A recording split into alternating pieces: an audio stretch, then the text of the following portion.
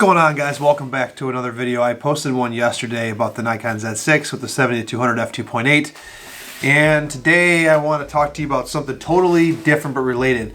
I was down at Campus Martius getting some little location scouting around the surprise proposal photo shoot that I'm going to do on Monday, and I got to thinking about this whole photography thing as a business and kind of my approach to it, right? So here's my dilemma, and I want to share this with you guys, and I want to get a little feedback, but also kind of where I'm feeling with things. So at a high level, when you're doing something that you want to start a business with, or something that you love, it's got to be from the heart, from the soul. Otherwise, it's going to become feeling just like work, and especially with something that's an art. For example, like photography or painting or writing or singing or music, whatever it might be. It's important that when you go out on your own to start doing your own thing, that you do what you love, because eventually it becomes work. But I understand in photography there's a lot of conflict around this. Let me explain exactly what I mean. If you want to make money in photography, there are many different ways, but one of the main ways is either doing engagement photo shoots, weddings, senior pictures, portraits, or like you can do Christmas cards, stuff like family portraits, that kind of stuff, right? Now, of course, there are other ways to make money, but that's the main ways you make money. And up to this point, when I've done photo shoots for other couples like that, I've always said to them in the discussion about what the expectation is, send me some Pinterest shots or send me some screenshots and photos that you like. And I feel like now at this point, as I intend to go out and start doing photography at a more professional level, that's a little bit of a mistake. And the reason why I say that is because as I've taken photos, and I've asked couples or families or whatever what they're looking for, in terms of what they like, I instantly put myself into an expectation from the customer that that's what I'm going to deliver, when that might not necessarily be my style.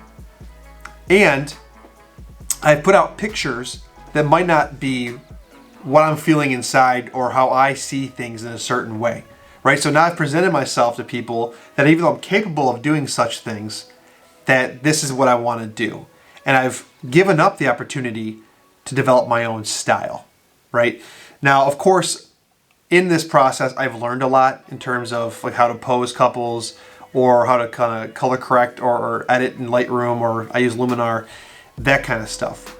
But I'm realizing if I'm going to go and do this on a paid basis for any extended amount of time, as just a side hustle for right now, or a side hobby until it becomes something more profitable, I need to develop my own style in my own way.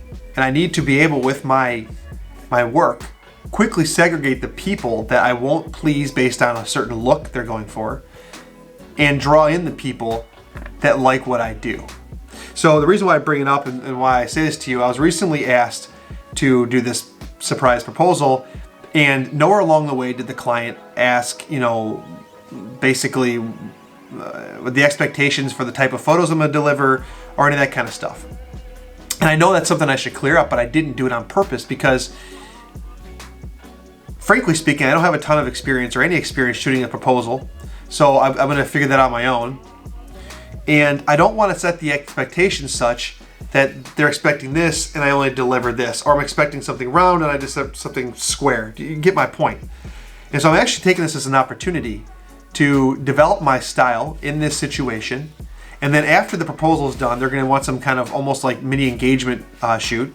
So I'm going to come with some ideas around that and deliver that. And I'm hoping that what I deliver will go above and beyond and surprise and delight them.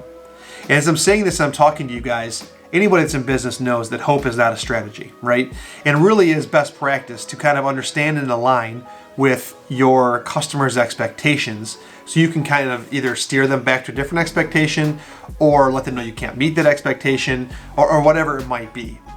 But I'm almost taking this as an opportunity to develop my own style. And the reason why I'm doing that is because I don't want to get into a situation where I'm signing up for something that I'm not capable of, not comfortable with, or it doesn't come somewhat natural to me in the presentation of my artwork, or of my photos.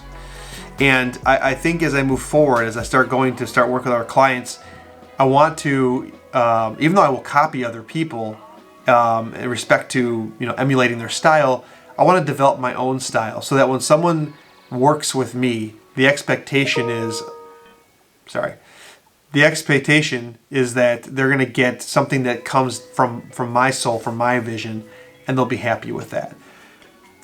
I'm making this video to kind of share my thoughts with you guys, but also ask you what your thoughts are around this. A lot of photographers will say there's two paths. Either you can do what you love from a photography standpoint, or you can do client work, and very rarely does what you love and what the clients want align. And maybe that's true. It's kind of the unicorn of photography, right? A lot of times a company will say, hey, you're a photographer, here's my expectation, here's what I want, and you're expected to deliver on that. So what do you guys think? Am I completely offline with this, off base with this?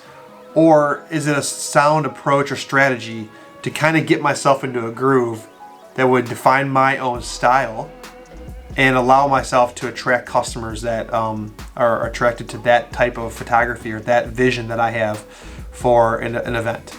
So just a quick video for you guys today, quick upload. I was kind of thinking through this and I thought to myself, best to share with you guys.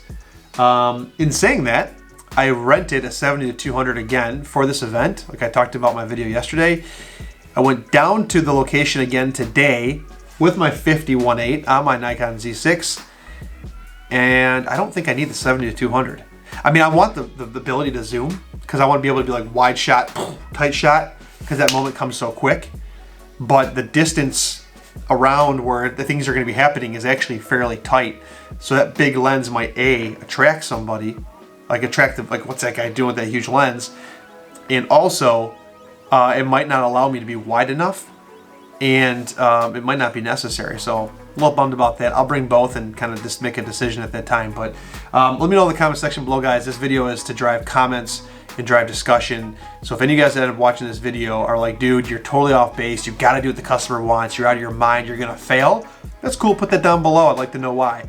Or if somebody's like, hey man, started off thinking that way, I decided to do my own style, and it's a little bit rough in the beginning, but now I'm working with clients that expect what I like to deliver, or what my vision is for the photography. Okay. So with that, I got a little wordy on this video. I appreciate you guys watching. Thanks. Have a great weekend. And yeah, I'll see you guys in the next one. See ya.